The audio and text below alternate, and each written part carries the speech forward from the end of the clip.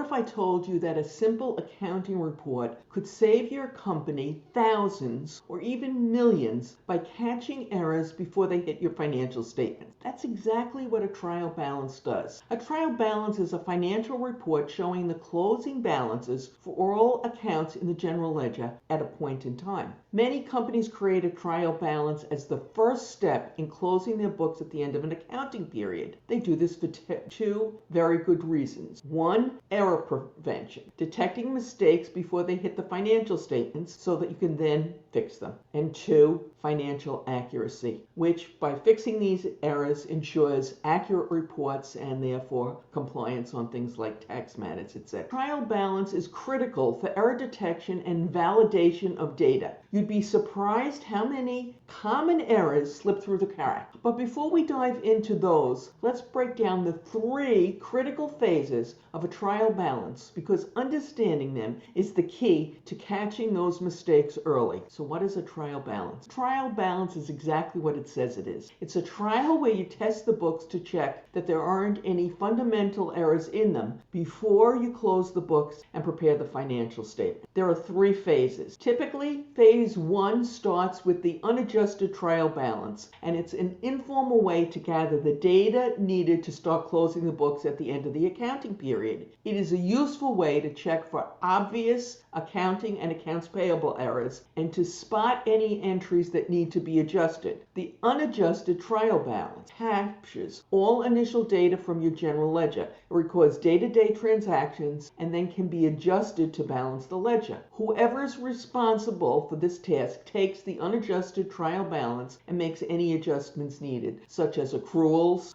for maybe unpaid invoices, deferrals like recognizing income if you're recognizing income only when it's earned, and depreciation, which, as you know, spreads the cost of an asset over several years. Adjusting these figures gives you a much better view of your company's financial position. Have you ever found a typo in an important email right after you hit the send button? Well, that's why we adjust the trial balance to correct for mistakes before it's too late. And that leads us to phase two, which we call the adjusted trial balance, and it could include correcting adjusted entries, which you use to curate your financial statements. The adjusted trial balance is a summary of the final balances of all accounts, which you'll use to prepare your financial statements, and it also includes any of those corrections that you made. It's an interim step, if you will, before we get to phase three, and that is the post-closing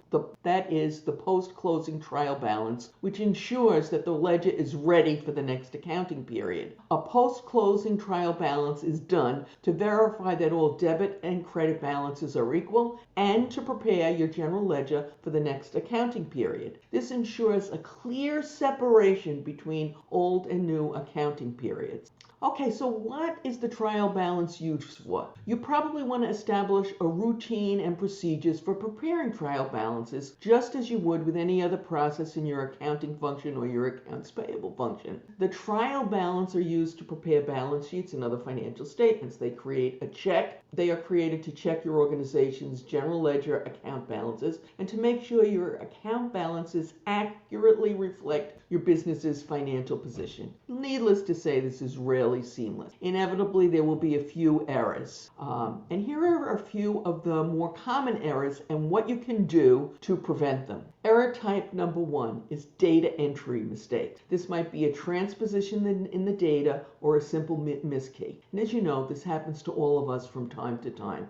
Error type number two, omission errors. This happens when transactions aren't entered. And by the way, as an aside, it's one of the reasons we object so strongly to rushed payments in accounts payable. They have a higher than average chance of not getting entered. Mistake number three, error type number three, misclassification errors. This could be a debit being entered as a credit, and it happens all the time. A payment that's coded to the wrong vendor, or maybe the wrong GL code is used. This type of mistake, as I said, happens frequently. Regardless of what the type of mistake is, they create huge errors. So how are you going to fix these trial balance errors? What can you do about these mistakes? For starters, many accounting tools will prevent this type of error. Also, if you check your numbers closely, or you have a second set of eyes review the work, this is less likely to happen. What else do you need to know about trial balances? Well, I want to talk about two fundamental principles that back up the whole thing, and then we're going to move on and talk about your accounts payable trial balances and the nuances there and the special items there, if you will. Okay, so the two fundamental principles. Number one, total debits must equal total credits. And number two, you have to use the right chart of accounts. We don't talk about chart of accounts that often, but it is really critical that you use it correctly. A trial balance in accounting will help you uncover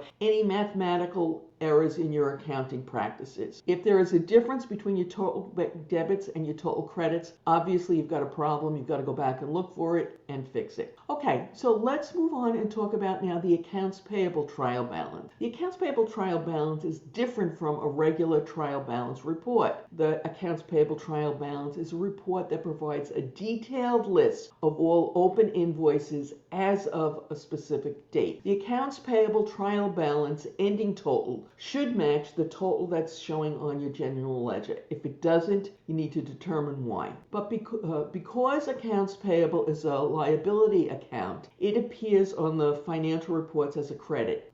Accounts payable is considered a current liability account because it represents money owed to a vendor or supplier that is due within a short period of time. Generally, an item is considered a current liability if it comes due within 1 year. Now, before we get to the problems you might find when running the accounts payable trial balance, if you're getting value from this presentation, it would mean the world to me if you'd let us know by hitting the thumbs up or the like button. Thank you for doing that. When there's a problem with the accounts payable trial balance, we need to obviously look into it. The accounts payable trial balance on your trial balance represents all your accounts payable activity for the specific accounting period and should be a credit balance. If the current accounts payable balance has a debit balance, then it could indicate a problem, and it could be one of the following. An invoice may have been paid twice in error, and that happens quite frequently. And as an aside, when it happens, the vendors don't always return the money. Accounts payable expenses might have been recorded improperly, or an invoice might have been paid in the wrong amount. While it's possible that your accounts payable balance can be zero, if it is a debit balance, you'll have to investigate and determine why. And actually, if it's zero, you probably should take a closer look at it and make sure that it really should have been zero. As those who work in accounts payable and are responsible for preparing the trial balance are painfully aware, there are several issues that can contribute to an accounts payable trial balance not being correct. These include goods received but not invoiced, and amazingly that happens, credit memos that have not been recorded, invoices that are not entered into the accounting system, invoices that were sent late, invoices that were lost, etc. Clearly, the sooner an invoice is entered, the better. It's one of the reasons that it is recommended that invoices be sent first to accounts payable and then to the purchaser for approval. Are you looking for a deeper understanding of the accounts payable function? Does it sound more complicated than you had thought? It is, by the way. In fact, there are so many issues that even some of the very best run accounting and accounts payable departments don't consider them, and it can cost them big time. That's why we put together a short talk on these issues, which you might want to watch right now using the link that has appeared on your YouTube screen and is in the description. Good luck.